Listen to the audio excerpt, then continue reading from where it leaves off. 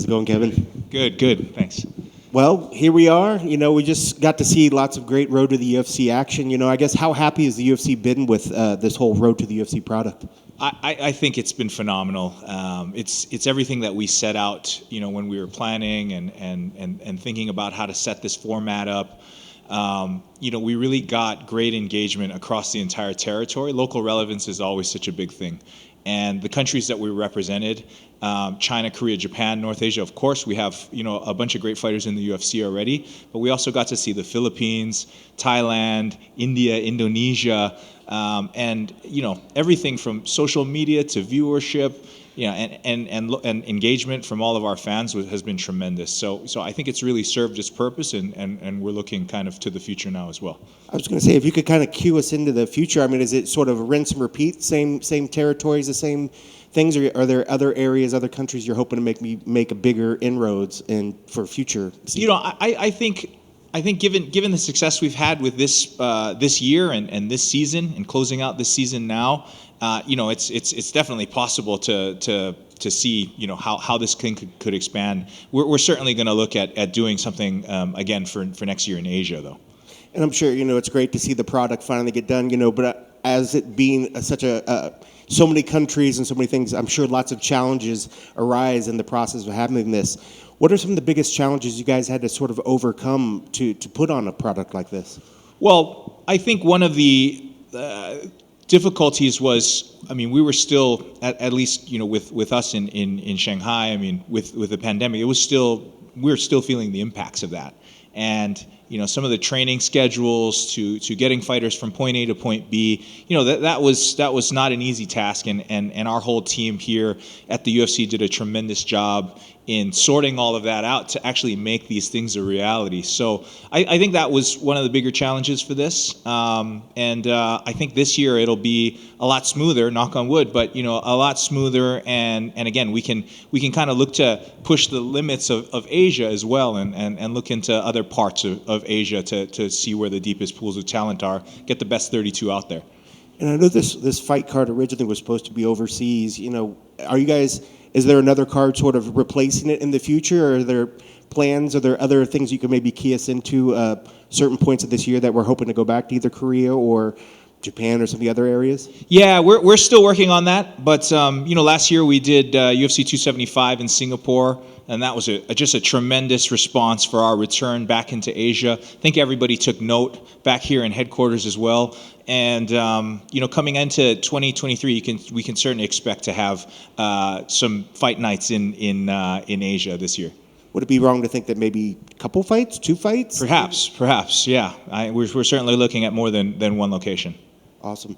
I guess just, outside of, the Road to the UFC, outside of these fights that we don't know, I guess what's the future of the UFC over in Asia and some of the other areas? Are there other products and other things maybe on the radar that we haven't looked for? And I guess tell us what's in the future for the UFC in that area. I think very bright. You saw tonight not only the RTU athletes, but Taira, for instance, or Park. That just kind of shows how far along that these athletes from the region are coming. We invest heavily in the athlete development component as well with our UFC Academy and our Performance Institute in Shanghai out there. And so, we're going to continue to, now everything's opening up. Now everything is a lot more flexible. We can pursue a lot of the things that we had planned when we opened the Performance Institute, and it kind of got, postponed because of the pandemic. And now we're really looking at, hey, how do we get more coaches involved, more athletes from the entire region coming in, rostered UFC athletes coming and using that as a resource as they do here in Las Vegas. And so we're going to really build on that momentum going forward. I'm glad you brought up the Performance Institute. I kind of forgot to ask about that. What has been that initial impact and the feedback that you've been hearing from fighters and just people in that general area about the Performance Institute? Yeah, again, it's been fairly limited as far as where who can use it because of the situation over the past couple of years. But right when we did open, of course, we had a bunch of big UFC names come through. Valentina, Shevchenko, for instance, and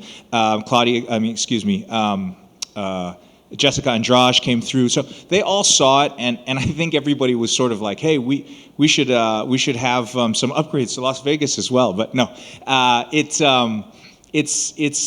it's something that we're going to continue to use and grow. And now that, again, things are opening up and a lot more flexible, the feedback has been tremendous for those who have been able to, utilize it. And that's just going to grow now.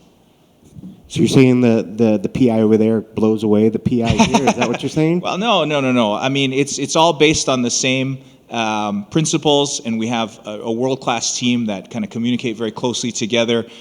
So we aim to replicate what they started here, and yeah, I mean, it's on level and certainly something that all of the fighters in the region are going to be able to use. Awesome. Thank you for your time. Hey, Kevin. Hey. What do you think the ceiling is like for someone like Rinya Nakamura? Because he was the exact type of savage that makes me like sit up and take notice. Yeah, I'm sorry. What's the ceiling for someone? the like ceiling? that? Yeah. I think, and I was chatting, with Sean, and he was a very talented fighter coming into the entire tournament. I think he's somebody that they've had their eyes on for a while, and you see, his background. He started at such an early age. His family background and the training he's done. I think his ceiling is very, very high. And when you think of territories to help expand the UFC into, and then Abshul Jabli, the second Indian fighter to compete in the UFC, comes along, can those two things collide where we see growth of viewership in India or a bigger imprint of the business in India like this decade? Absolutely. We already have. I mean, with the road to UFC alone, and I think that that's two. This last fight with Jekka and Anshul, I mean, just coming into it, the hype and the momentum that the two of them had and the support that they had from their country already. And we're just starting to scratch the surface now. With Anshul advancing into the UFC, we're going to get a huge uptick in social media and trending and in viewership and everything. And yeah, I mean, I think it's very well received now, but it's going to even grow bigger going forward. And last year, you told reporters that this product, Road to UFC, could have a Yao Ming effect for the tournament winners.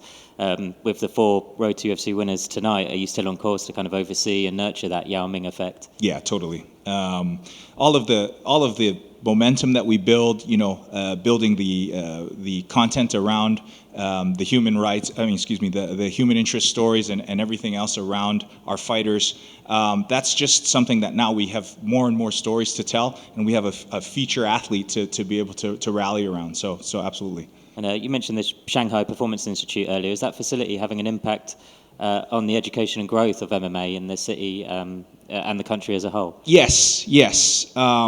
The Performance Institute and all of the coaches, I mean, again, as I keep saying, they're world class, and we've been able to train athletes from other disciplines as well. Olympians are coming through and training in our facility. So we have a wealth of knowledge and expertise in sports science, and that's definitely benefited. But mixed martial arts in particular, and this next phase, we will expand that with more coaches coming in, more athletes coming in to utilize the facility. So absolutely, I think it'll have a huge impact for us. Thanks. Yeah. Kevin? Yes. Japan was once, one of the best countries to have the MMA, but since then, it's been declining. How do you see the market of Japan right now? I think that, obviously mixed martial arts in Japan a decade ago or even longer, was at its peak. I think that we're seeing a resurgence now. And again, you see it with the athletes that we had on show tonight and coming up as well, with Kinoshita, about to compete. The level of talent is there. I think, with resources and more exposure now, these athletes are seeking training and expertise outside of Japan. They're getting exposure to, and again, with the Performance Institute, we'll continue to be a resource for that. So I definitely think we see a new generation taking hold right now, and, they'll lead the way, and hopefully they'll continue to do very well. Taira and Kinoshita, they have a talent, and they have a potential to be a very successful fighter. But as you say, even the people in Japan don't know who they are. Like back in the decade ago, like Gomi or Maha or Sakuraba, non-MMA fan in Japan know who they are. How do you think you can make them popular in Japan Yeah, I think it takes a spark like tonight. You know, I mean, the victories that Taira's fight, for instance, was just amazing. Nakamura's fight was amazing, and you know, we have the right distribution right now. We're working with various partners in the region to increase that distribution, the promotion of. They just got to be aware of the talent. Again, the talent has been fairly stagnant over the past couple of years, and now there's some bright spots that we need to. That's our job, to get it out, to get it promoted, and make sure everybody understands that the next wave of Japanese talent is here, and they're going to do very well going forward.